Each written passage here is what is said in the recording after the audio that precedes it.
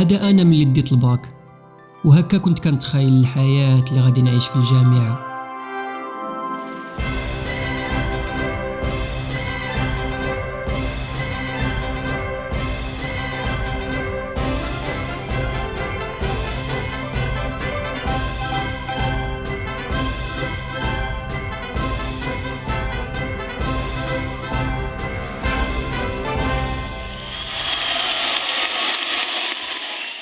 وهذا انا يا حسرة ملي طلعت للجامعة.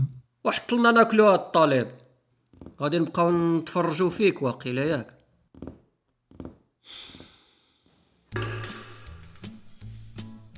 جاتكم 160 دورو للواحد، 160 دورو مالك مطيب لنا لحم الجمل وزيد عليهم واحد 3 الخبزات د البارح ما قيدتيهمش، وحتى واحد درهم ديال النعناع راك نسيت ما قيدتيهاش. هاد العدس خانز، وقولها لداك الحمار اللي كيصب نتقاشرو في الكوكوت. الشمس العشية المهيلة غيب الله رفقا.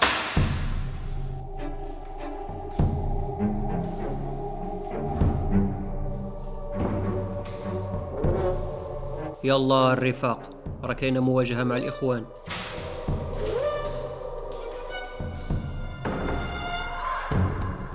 يلا الاخوان، راه عندنا مواجهه مع الرفاق. وسير الظلام المتخلف، هادو راه رفاق ديالنا، تقرب لهم ندبح لك. والا عندك شي كبده قرب لهم الزنديق العلماني. ودي حنا ما رفاق ما اخوان، حنا غير طلبه باغيين نقراو وصافي وناكلوا هاد العدس الى كتاب. تقراو؟ قال لك بغاو يقراو. بغيتو تقراو؟ هاد الدرس الاول.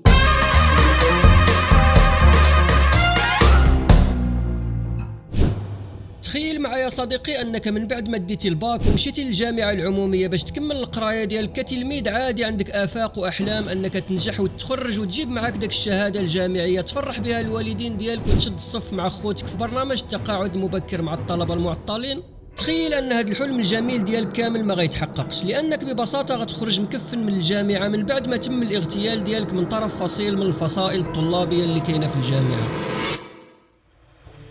هاد القصة القصيرة ماشي من وحي الخيال ولا ملخص ديال سيناريو شي فيلم مغربي باسل. هاد القصة وقعت ماشي مرة ماشي جوج، وبزاف ديال الطلبة تقتلوا في الجامعة العمومية وتخرجوا منها مباشرة إلى القبر. ومن بين هاد الضحايا ديال العنف والصراعات داخل الحرم الجامعي غنذكروا أسماء، من بينها المعطي بوملي، عبد الرحيم الحسناوي، محمد بن عيسى أيت الجيد، عمر خالق، محمد طاهر الساسيوي وغيرهم. وهادو مجرد أسماء في واحد اللائحة طويلة عريضة ديال ضحايا العنف داخل الجامعات العمومية المغربية، بلا ما نزيدوا عليهم الطلبه اللي تعطبوا وخرجوا بعاهات. وحتى الطلبه اللي ارتكبوا هذه الجرائم وتعتقلوا غنعتبروهم حتى هما من ضحايا هذه الصراعات الطلابيه داخل الجامعات العموميه المغربيه.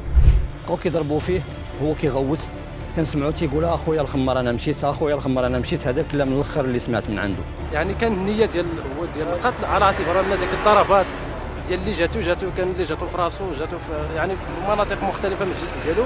انا قريت ولدي باش استافد منه، هو خزنوه لي في الحبس وانا جالس الله كريم. قبل ما ندخلوا في صلب الموضوع واللي هو الاحداث والتراكمات اللي خلت العنف ينتشر داخل الجامعات المغربيه، غنديروا واحد الفاصل وواحد الفقره قصيره ديال الثقافه العامه بحال داكشي ديال هل تعلم. هل تعلم صديقي باللي أقدم جامعة كاينة في العالم دابا، وبعبارة أخرى أول جامعة تأسست في العالم هي جامعة مغربية، واللي هي جامعة القرويين في مدينة فاس، واللي تأسست سنة 859 على يد السيدة فاطمة الفهرية رحمها الله. وهذه الجامعة هي أول جامعة كتمنح إجازة ديال الطب في العالم سنة 1207 ميلادية، وسبقات أوروبا بمئات السنين في تطبيق نظام الكراسي العلمية وتخصيص كرسي لكل مادة، وكانت بمثابة منارة ديال العلم في العالم. وكانت كذلك وبارك علينا خويا من داك لغه الخشب، الله يرحم بها الوالدين وخلينا من داك كنا وكان واخواتها. هضر لنا على الحاضر، عيش معنا دابا عشيري، واخا الطالب ما يكون غير خاطرك. نهضروا على الحاضر. واش في راسك صديقي باللي الجامعات المغربيه كلها التصنيف ديالها ضعيف جدا وسط الجامعات ديال العالم، في جميع التصنيفات اللي داروا في سنه 2023 و2024، ومن بينها التصنيف العالمي ديال الجامعات اللي كيخرج كل عام في نهايه شهر 8، واللي مكلفه به واحد اللجنه تابعه لجامعه غاليوتونغ في الصين. ومن بين 2500 جامعة في العالم كامل، للأسف ولا جامعة مغربية ما جات في أفضل 100 جامعة في العالم، أو لا حتى أفضل 500 جامعة، أو لا حتى في اللائحة ديال أفضل 1000 جامعة في العالم. جينا لتحت.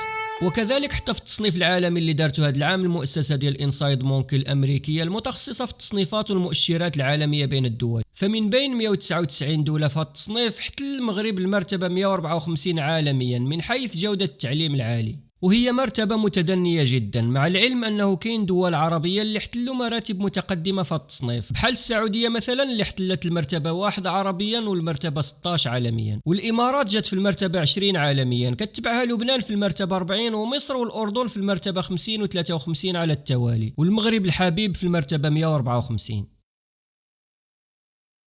شتو شحال ديال الفرق؟ ماشي بيناتنا وبين الدول الأوروبية، ولكن غير بيناتنا وبين الدول الشقيقة العربية، ولكن هانية والله حتى هانية. ياك حنا هما رابع العالم وكنحتلوا المركز 12 عالميا في التصنيف ديال الفيفا لحد الآن. يس.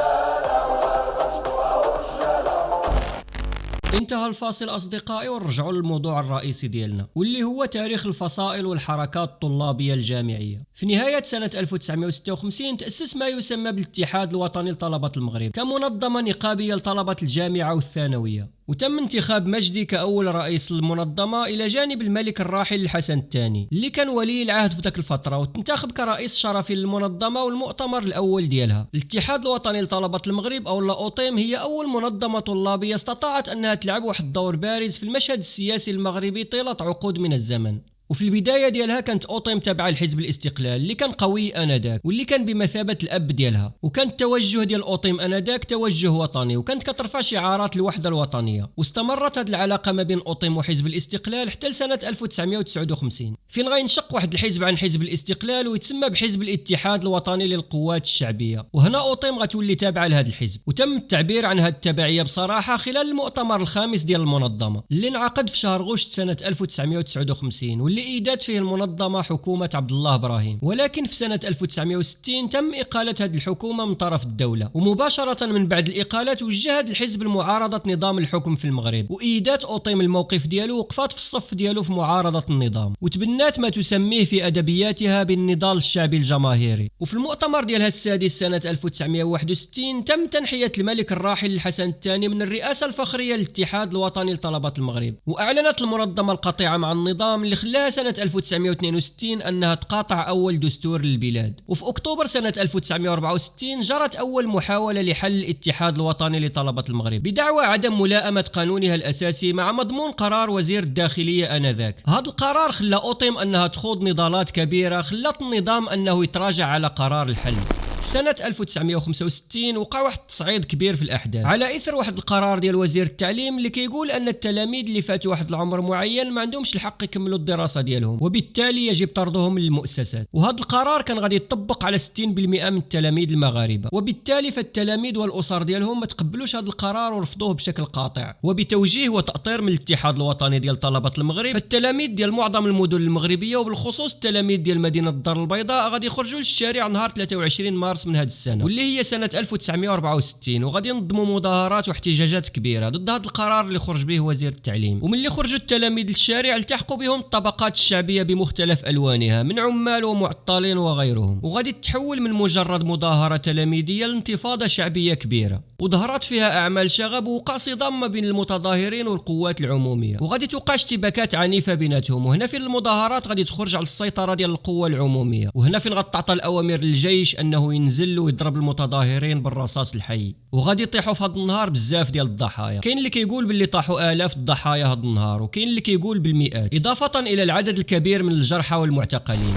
وفي نهاية الستينات انتقل الولاء ديال الاتحاد الوطني لطلبة المغرب لليسار الراديكالي بسبب المد الشيوعي آنذاك، وهذا الشيء اللي أقره المؤتمر الثالث عشر للمنظمة سنة 1969 فاش خرج بيان سياسي كيعبر عن بروز تيار يساري راديكالي في الساحة. ومن ذاك الوقت وهذا التيار اليساري مسيطر على الأجهزة القيادية ديال أوطيم، وأصبح الاتحاد يعتمد الخيار الثوري، وبالتالي أصبح الاتحاد عمليا بمثابة إطار سياسي كيعبر على مواقف سياسية من داخل الجامعة، وأصبح معارضا صريحا للنظام. هذا الشيء اللي خلى الدولة أنها تفرض الحظر على المنظمة سنة 1973. وباش الدولة تحارب المد الشيوعي داخل الجامعات في ذاك الوقت قامت بمنع تدريس شعبة الفلسفة، لأن جزء كبير من القياديين ديال أوطيم آنذاك كانوا طلبة في شعبة الفلسفة في ذاك الوقت.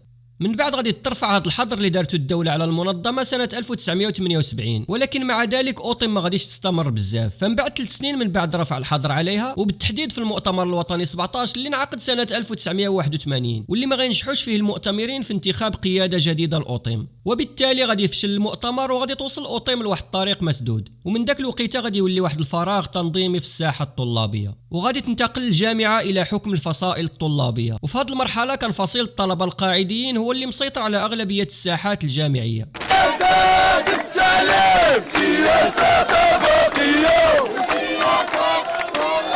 في بداية التسعينات غادي يدخل واحد الفصيل جديد للساحات الجامعية، وهنا فين غتبدا الحرب ديال بصاح.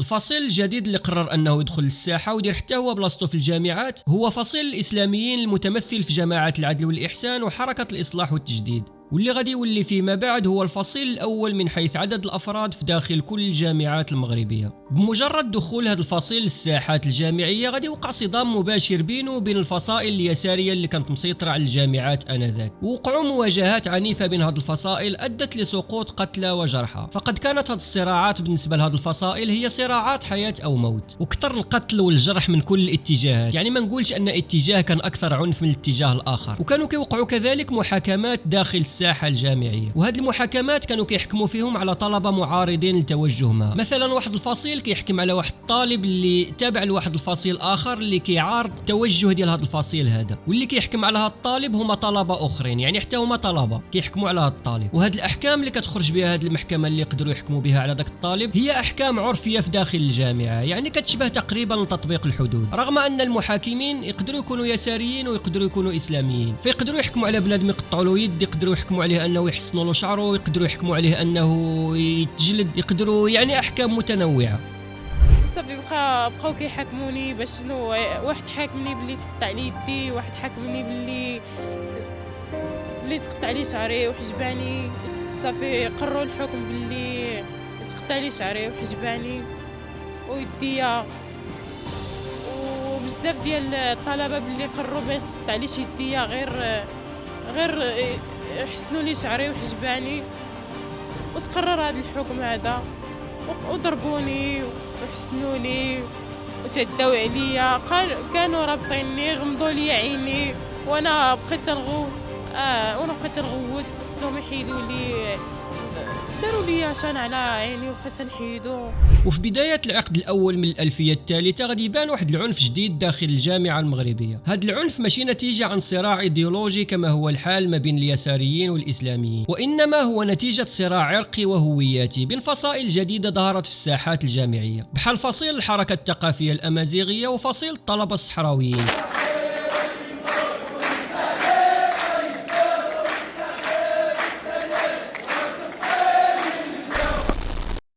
هذا كيبقى غير واحد الفيديو مختصر وسطحي على تاريخ الصراعات والعنف في الجامعة المغربية. هاد الجامعة اللي كتبقى هي الضحية الأولى ديال هاد الصراعات وهاد العنف اللي كيشوه الصورة ديالها، الصورة ديال الجامعة المغربية. والضحية الثانية المباشرة هو داك الطالب اللي كيهز الباك ومن ظهره كيجي للجامعة العمومية على أمل أنها تكون واحد البوابة لمستقبل مجهول.